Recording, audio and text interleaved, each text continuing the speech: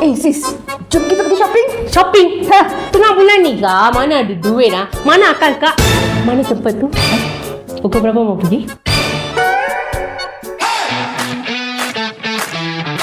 Hi guys, welcome to Kepo Kitchen by MP Asia. Di mana kita tak perlu pandai masak sangat pun. Tak tentu pun resipi jadi ke tidak, tapi kepo je lebih. Hari ni kita nak buat apa? Air kelapa telang.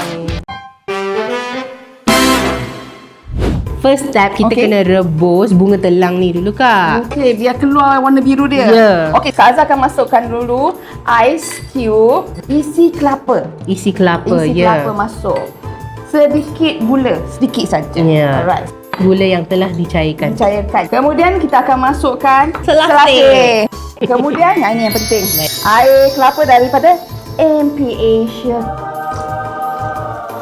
Next, kita masukkan air rebusan, air telang tu.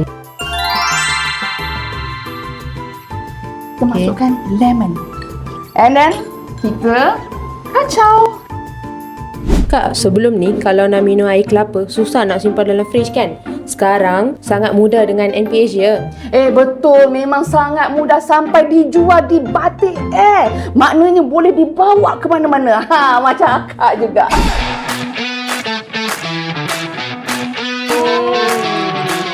Dan kalau korang sukalah tengok video kita orang kepo-kepo kat dapur, Korang boleh follow kita, like, lepas tu share video ni. Happy dan selamat berbuka puasa dengan air kelapa telang. Yes. Air telang kelapa.